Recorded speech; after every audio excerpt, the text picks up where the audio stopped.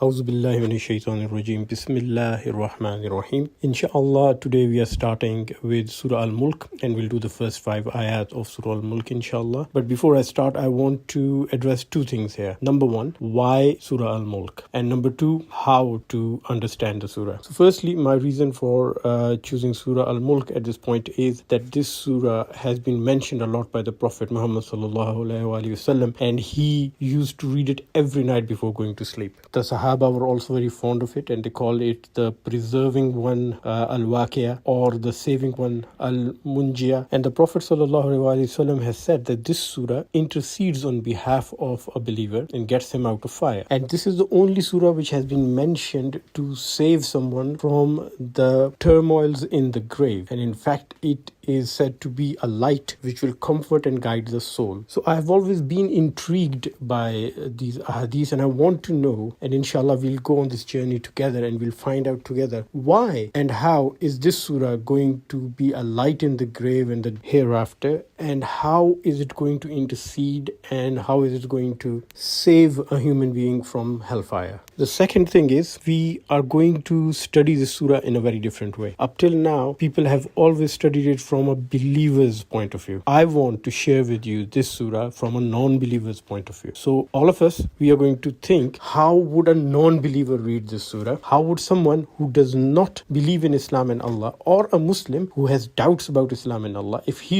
or she reads this surah, what would their understanding be of this surah? How they are going to respond to the information in this surah? What objections would they have to the information in this surah? And how can this surah, in this day and age, in the current era that we are living, make a believer out of a non-believer in the first 5 ayat? So here is the challenge. We'll start with the first 5 ayat inshallah. We'll go through them quickly. As a non-believer or someone who has doubts about Quran, they're not going to go into in depth of the ayat. They're just going to go through it quickly. So we'll go quickly along with them. And by the time we reach ayah number 5 inshallah, we will expect to find the light of Iman and unconditional belief in Allah inshallah. Then we will come back to ayah number 1 and start to study it in depth from the point of view of a believer. So starting the study of Surah Al-Mulk, 67th surah of the Quran, from the non-believers or a skeptic Muslim's point of view. And before we start, let me add, I have had personal experience of observing people who are non-believers and those who are skeptical about Islam reading the Quran, and this is how they see and read it. Bismillahir Rahmanir Rahim. In the name of God, the most gracious, the dispenser of grace. Usually this statement is ignored by people who do not believe in the Quran. So we'll move on. Tabarakalladhi biyadihi al-mulku wa huwa ala kulli shay'in qadir. Hallowed is he in whose hand all kingdom of universe rests, since he has the power to will anything. The first thing coming across is, there's no mention of Allah. There's no mention of God. There's mention of someone. Hallowed be he in whose hand is all the kingdom of the universe, and he has power to will anything. So no name is being mentioned, which is a bit strange. Ayah number 2. الذي خلق الموت والحياة ليبلوكم أيكم أحسن عملا وهو العزيز الغفور. He who has created death as well as life, so that he might put you to a test and thus show which of you is better in conduct, and he alone is almighty, truly forgiving. Interesting concept. Death is mentioned first, then life. Can't make sense why that is the case. But then there is something very interesting here. It says that he's created people so he can find out or test them. Well, that makes sense, testing them. Which one has a better conduct? Okay, good. Not the best conduct, but the better conduct. And he's almighty, truly forgiving. So in this verse, a certain purpose of life is being explained. One may or may not agree with it, but a purpose of life has been given, why God created life. Ayah number 3. الذي خلق سبع سماوات طباقا ما ترى في خلق الرحمن من تفاوت فارجع البصر هل ترى من فطور. He who has created 7 heavens in full harmony with one another, no fault will you see in the creation of the most gracious, and turn your vision upon it once more, you can't see any flaws. Okay, so he's created 7 heavens. This concept is in Christianity, Judaism, many other religions, even Buddhism has it, Zoroastrianism has it too, 7 heavens in full harmony with one another. Yeah, other religions don't mention, so okay, fine. Quran is mentioning they're in full harmony. No fault should you see in the creation. Fine, we expect the creator to do a perfect job. And then it says, turn your vision once more, can you see any flaws? Well, no, so far, astronomy, astrology has not detected any flaws. Everything seems to be fine. But most religions claim that. Everyone claims that God is perfect and he does a perfect job. Ayah number 4. By the way, we've already done more than half of the 5 ayahs. Up till now, a non-believer or a skeptical believer who are reading this ayah, they're not having any big impact. سُمَّرْجِعِ الْبَصَرَ كَرَّتَيْنِ يَنْقَلِبْ إِلَيْكَ الْبَصَرُ خَاسِئًا وَهُوَ حَسِيرٌ. So turn your vision upon it again and yet again. And every time your vision will fall back upon you dazzled and truly defeated. Allah has thrown a challenge here. You just said that it's all perfect. He said it's all perfect. Yes. There are no flaws. Yes. And then he says, no, look again. He's challenging. Look again. What does he want me to look at again? Where is the challenge? I've looked once. There are no flaws. Everything seems to be fine. Why do I have to look again? Okay, there better be something really big after this ayah, because he's asking me to look again and again and again. Well, give me something to look at which is different from what I'm seeing already. So let's go to ayah 5 to see why Allah is asking that we should focus and look again and again. And what's so special there? وَلَقَدْ زَيَّنَا السَّمَاءَ الدُّنْيَا بِمَصَابِيحَ وَجَعَلْنَاهَا رُجُومًا لِلشَّيَاطِينِ وَأَعْتَدْنَا لَهُمْ عَذَابَ السَّعِيرِ. And indeed we have decorated the skies nearest to the earth with masabih, which is translated as lights, and have made them missiles for devils, shayateen, and for them we have readied suffering through a blazing flame. End of 5 ayat. Our non-believer and the skeptical Muslim are no nearer to faith. In fact, they have been provided more fuel for their skepticism and disbelief. The last ayah has got a lot of stuff which is objectionable to modern science. After 5 ayat, the non-believer or the skeptical has now turned into a critic of the Quran. And believe me, this is exactly what Allah wanted. He wants people to think about this ayah and to criticize it, especially in this day and age. 1400 years ago, it was no problem. You've got masabi lamps in the sky and they are being used as missiles, as rajam, like stones being thrown for shayateen. Fine, people had no problem with that. Christians believed in God having a son. Jews believed in God having many sons. If you read Genesis, the first chapter, it says that angels came down and sons of gods came down and they had children with human beings. Other religions, for example, Hindus believed in elephant gods and snake gods and head of an elephant and body of a human being. So that was okay. Having masabih in the sky or having missiles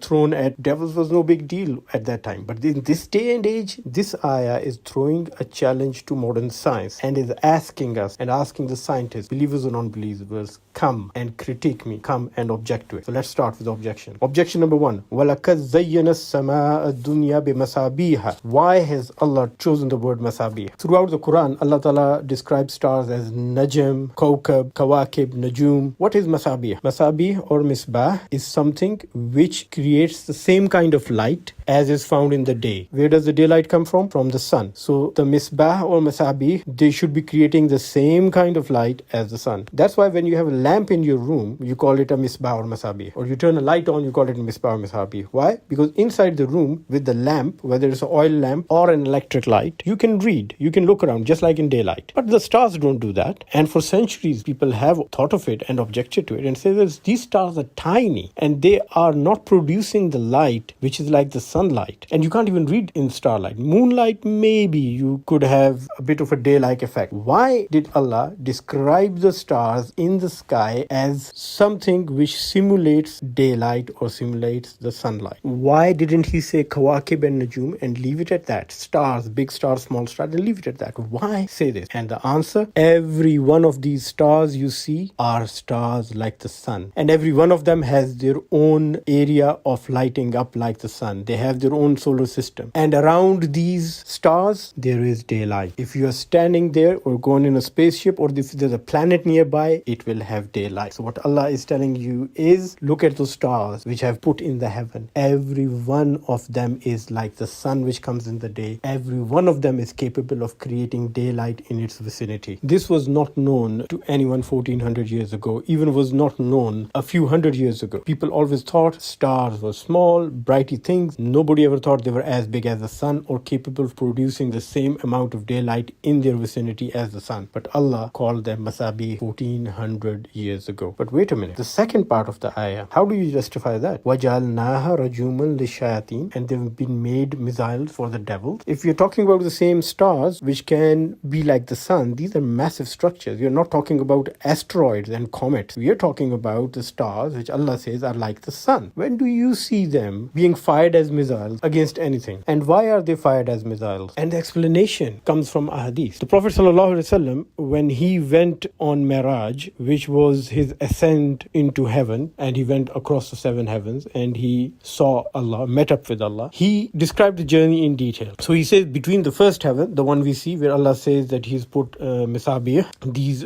sunlike stars, he says there were big gateways, massive gate connecting the first heaven to the second heaven. Out of those gates, he saw streams of angels coming out from the second heaven to the first heaven. And whenever the devils, the shayateen, they tried to enter from the first heaven to the second heaven to get some information from the angels, there were stars which were thrown at them like a missile and they drove them away. And this has been mentioned elsewhere too in Quran and Hadith. And we know, especially since the Quran came to the lowest heaven, Allah Ta'ala had increased the security at these gateways. And if anyone would try to cross from the first heaven to second heaven, they would have whole stars flung at them. Whole stars, like the size of sun or bigger than the sun, flung at them. That was acceptable, reasonable, understandable 1400 years ago, even 200 years ago, 150 years ago. But with the modern science, we have to come up with good explanations. We have to come up with good explanation for three things now. After the hadith, we have even increased the challenge. Now we have to prove, number one, that there are gateways in the first heaven, the one that you and me see. There should be gateways there. The Prophet ﷺ, he said he saw them. We've got the Hubble telescopes. We've got lots of technology. So there better be gateways connecting the first heaven to the second heaven. Number two, out of these gateways, well, angels should be coming out. Well, if not angels coming out, something should be coming out from the second heaven to the first heaven. And number three, these gateways should be protected by stars which are being thrown out as missiles for anyone who wants to cross them. So it should be difficult to enter these gateways because there are stars which are being thrown out, flung out like missiles. Okay, that's what the Quran says. Rajuman lishayatin. Rajam is throwing something like a stone. So three major objections. Let's start with objection number one. Where are these big gateways? Or show me at least one gateway which connects the first heaven to the second heaven. And the Prophet ﷺ saw it and traveled through it. And here is the proof. And the proof is not from the Quran. The proof is not from the Hadith. The proof is not from the believers. Proof is from the non-believers. New Scientist, 27th of April 2007. David Shiga, writer for the New Scientist, says that there is a heated discussion going on in April 2007 that black holes could be the portals to other universes. So in every universe and galaxy, there are these areas which are very dark and where matter is very concentrated, and they were always thought to be dead pits, that whatever goes in them does not come out, and they've got huge gravity, and these are collapsed stars known as black holes, and they suck everything in and never let anything out. But in 2007, David Shiga says that theories are being formulated that these black holes are actually connecting this universe to the next universe. So what they're doing is they are passages, gateways from this heaven to the second or next heaven. Fast forward, April 12, 2010, National Geographic magazine, quite a reliable and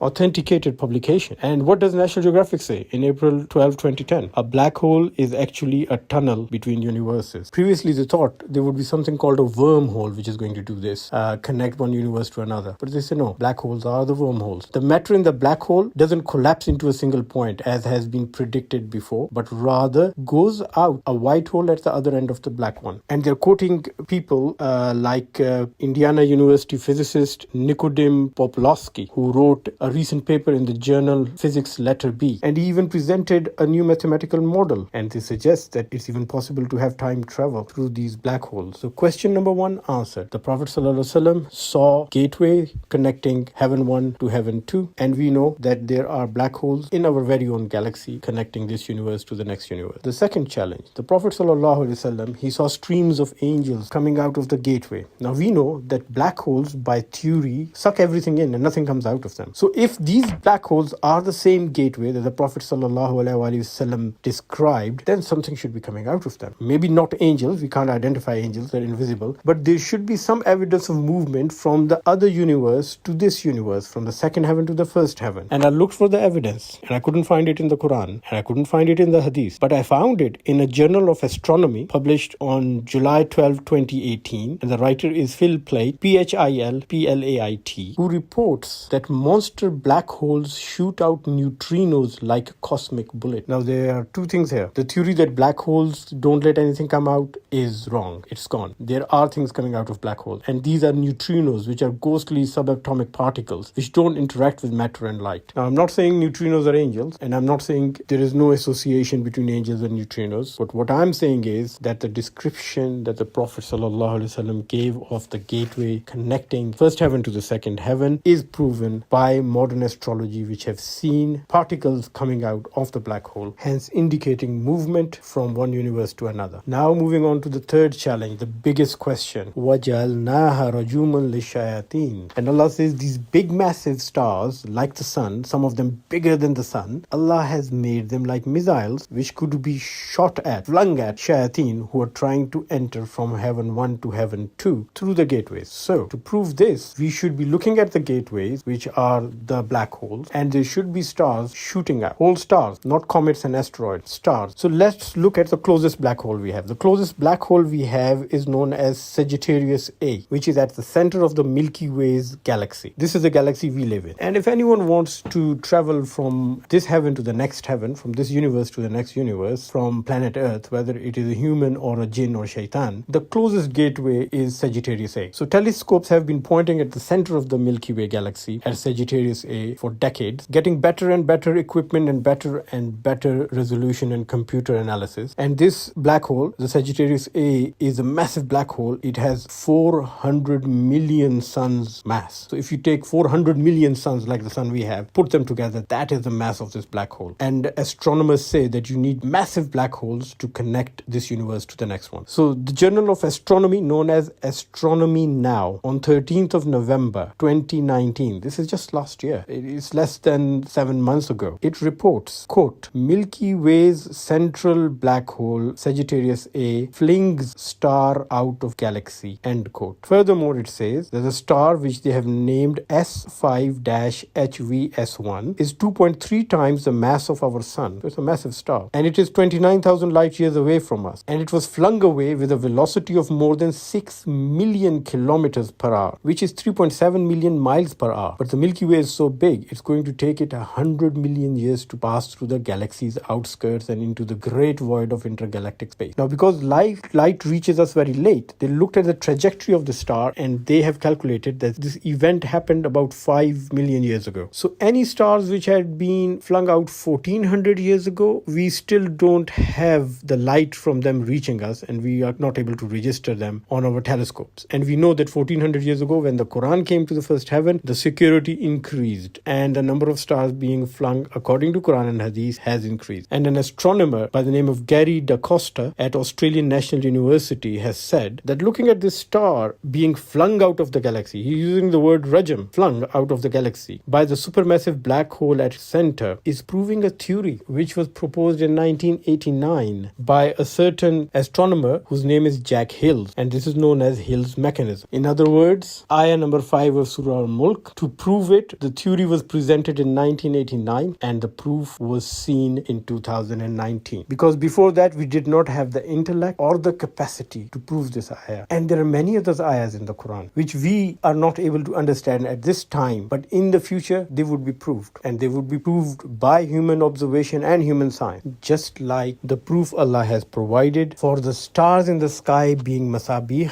being like the sun, for the giant gateways connecting the first heaven to the second heaven, which we call black holes, for the proof of movement from second heaven to the first heaven, which we have seen as neutrinos being shot out like cosmic bullets from the black holes, and most importantly, for whole stars being flung out from the edges of the black holes as if they are security and they are stopping unwanted movement across the black holes from one universe to another, just like Allah says, وَجَعَلْنَاهَا رَجُومًا. And this is why Surah Al-Mulk is so unique. This is why the Surah Al-Mulk will become the light of Iman, the Noor, in this life and the hereafter. This is why it will enlighten the grave and make it easy for a person's soul to go through the grave and be guided. in the life and hereafter. Anyone who reads this surah and understands it will not have a shred of doubt that this is the word of Allah, the creator of the universe, because he is describing his creation so perfectly 1400 years ago that even today our latest scientific knowledge cannot find any loopholes in that description. And how could he do that? How could he perfectly describe everything? The answer is ayah number 1. Tabarakallazi biyadihil mulku wa huwa ala kulli shay'in qadir. Hallowed is he in whose hand is all the dominion, all the kingdom of the universe. Your galaxies and heavens and universes and the black holes and the planets and the stars and the neutrino stars and the pulsars, no matter what they are, they're all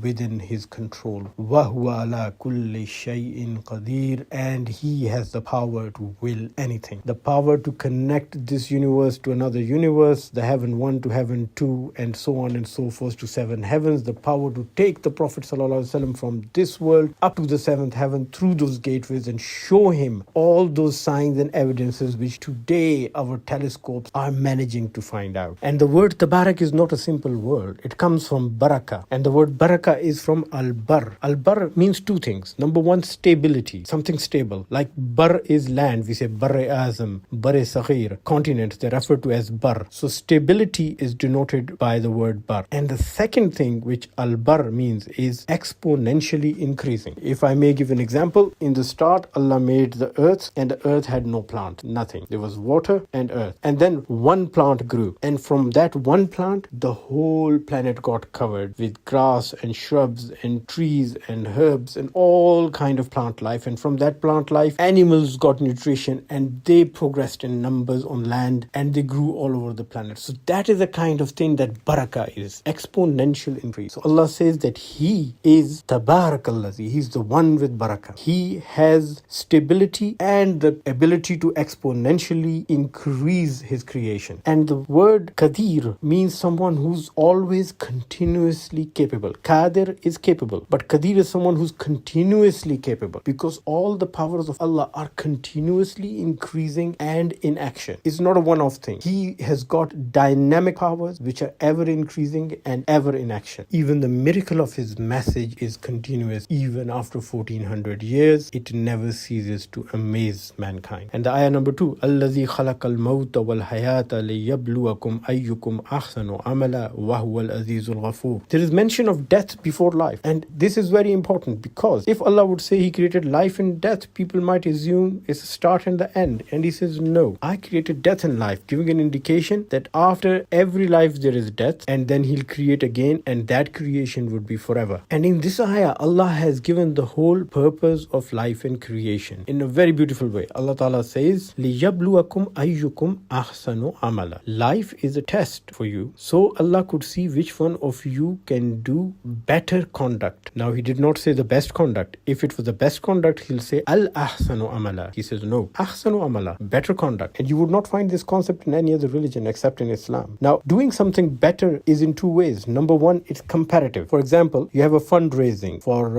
orphans, for example, and one man comes and he gives 200 pounds. Another man comes and he gives 100 pounds. So who's done the best? Who's number 1? Who's got the first position, the biggest fund? It's the one who gave 200 pounds. And who's second? The one who gave 100 pounds. But if the person giving 200 pounds is a millionaire and the person who's giving 100 pounds has only got 1,000 pounds saving, this second one is better than the first one. Although he gave less money, he gave a very large proportion of his wealth. And Allah says, I test you and I judge you on how better your acts are, not on the magnitude of your deeds, but the magnitude of your effort. This is what makes Islam unique to other religions. And the second implication of being better is that Allah wants us to continue to improve in our deeds. He's saying to you and me, I know you'll never be perfect. I know you'll never do the best. I'm expecting from you to do better and better and better every day. Keep improving little bit every day with every passing year of your life. Make your deeds better. And yes, there would be shortcomings. And yes, you will make mistakes. But remember, Wahuwal Azizul Ghafur. He is the Almighty and truly forgiving. And this is one of the biggest drawbacks we have nowadays. We always want to do the best. And if we can't do the best, we don't do anything. We said, either I'm going to do the best, I'm going to pray in the best possible way, I'll be the best Muslim ever, or I'm not going to do anything because it's not worth doing. No, this is definitely not what Allah wants from you. And this is definitely not what we can achieve. We can never achieve perfection in anything, including religion. And that is why Allah says He's the Azizul Ghafoor. He's the Almighty. Al-Aziz is the one who's powerful and respected. And He is the one who's going to be the truly forgiving. And Al-Ghafoor means someone who's continuously forgiving. So Ghafir is the one who forgives. But who's continuously Ghafir is Ghafoor. And He says you'll continuously make mistakes. You'll try to be better and better, but every time you will have some drawbacks and you would continue to make mistakes. So that's okay. I am there to continuously forgive. Don't aim for perfection. Don't get obsessed by perfection. Don't become obsessive compulsive for perfectionism. Keep doing better. And talking of perfection, here comes ayah number 3. الذي خلق سبع سماوات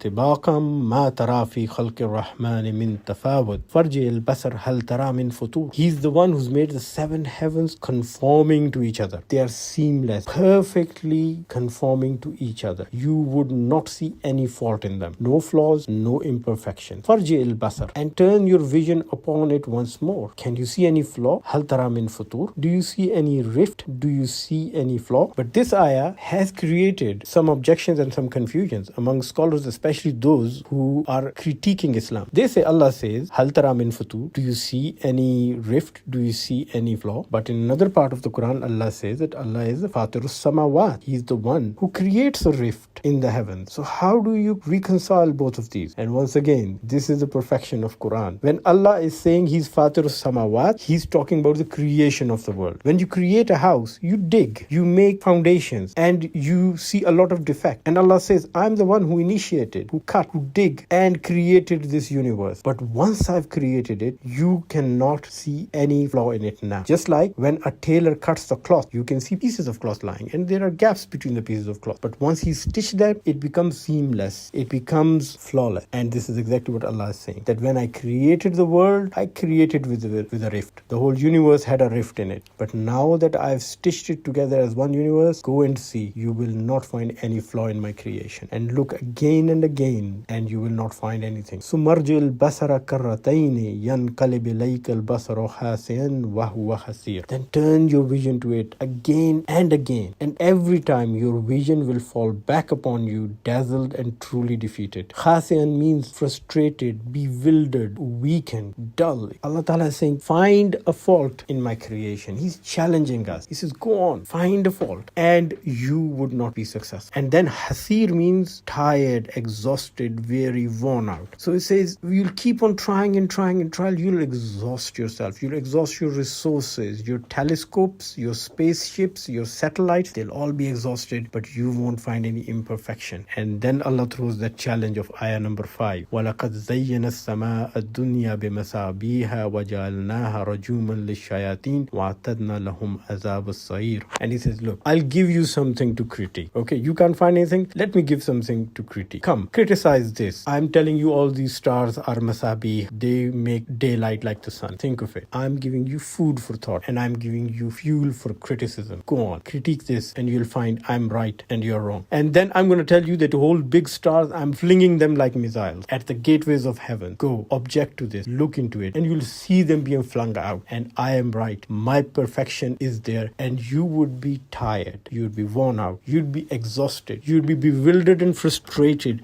You would get weary with all your criticism. And He invites you to criticize. He's not saying do not object and criticize. He says, come and do a critical analysis of my word, my message, my Quran, and my creation, and you shall not find any flaw. And we went very quickly through the last part of ayah number 5. وَأَعْتَدْنَا لَهُمْ عَذَابَ السَّعِيرِ. For the devils who tried to move from heaven 1 to heaven 2, and Allah has stopped them from doing so, Allah says, we have readied suffering through a blazing flame. That is a general translation, but there's a lot of depth to it. Atadna is actually a derivative of the word adadna or adadna, which means to count. So Allah is saying that their punishment would be counted, precise. It would be accounted for. Whatever they do, I'm not going to punish them excessively. They are going to be punished by an accounted mayah. And the word sa'ir in Arabic language is also used for price. What Allah is saying, my punishment is not something harsh. It's not something unfair. It is the price you pay. A calculated price. Tadna and sa'ir. Calculated price paid for your crimes and misdeeds. And what a beautiful way to end this ayah with the message that every word, every ayah, every sentence of the Quran is meaningful, accurate, and a miracle in itself. And now you know that if we understand Surah Al-Mulk, it will remove any doubt in the heart of a human being, which we might have about faith and about our belief in Allah. And that is why keeping Surah Al-Mulk as a companion is going to be one of the ultimate saviors for us in this life and the hereafter. Because when in the grave, the malaika, the angels come and they ask you, Ma Rabbuka, Ma Dinuka, who's your God, what's your religion? Anyone who has read and regularly reflected on Surah Al-Mulk would have absolutely no doubt in their heart to say, without a shred of a doubt, my Rabb is Allah and my deen is Islam. And on the day of judgment, this surah is going to be your witness to Allah that yes, He has read and understood me, and there was no doubt left in His heart by the evidence provided in Surah Al-Mulk. And it is such an amazing surah. As we go along studying it, inshallah, I'll tell you that from the start till the end, this surah is full of miracles, and each and every word of it stands the test of time and scientific knowledge and scientific criticism. And inshallah, I look forward to sharing it with you, and inshallah together we can spread this word of Allah to all believers and non-believers. Ameen summa ameen. Please remember everyone in your prayers. Assalamu alaikum wa rahmatullahi wa barakatuh. The references used for this study session, they go back from the very original ones from Al-Tabari from the 9th century, Al-Kashaf by Zamakhshari, Tafseer Al-Kabir, Al-Qurtubi. Then the Middle Age ones, where is Tafseer Ibn Kathir, Ruh Al-Ma'ani by Muhammad Al-Lusi, and then Muhammad Pickthall's translation of the Quran. More recent one, Tahim Al-Quran by Maududi. Muhammad Asad, very good translation of the Quran. You might not agree with it, but a very good translation. And then the more recent ones, like the one from Al-Azhar University and some of the Muslim Pakistani scholars. The dictionaries consulted, two of the main dictionaries are consulted for this study: Lisan al-Arab, which is from the 13th century, and Taj al-Arus min Jawahir al-Kamus, which is more recent 18th century-ish. Not very recent, but still recent enough. A special thank you for everyone who made this effort possible, especially our IT team. Last but not the least, a big thank you and special prayers for the person who started this dawah effort with me but prefers to stay anonymous at present. Please remember us all in your prayers. May Allah reward everyone who's involved in this dawah effort, especially the people who are watching it and listening to it. May Allah reward them in this life and the hereafter. Ameen summa ameen.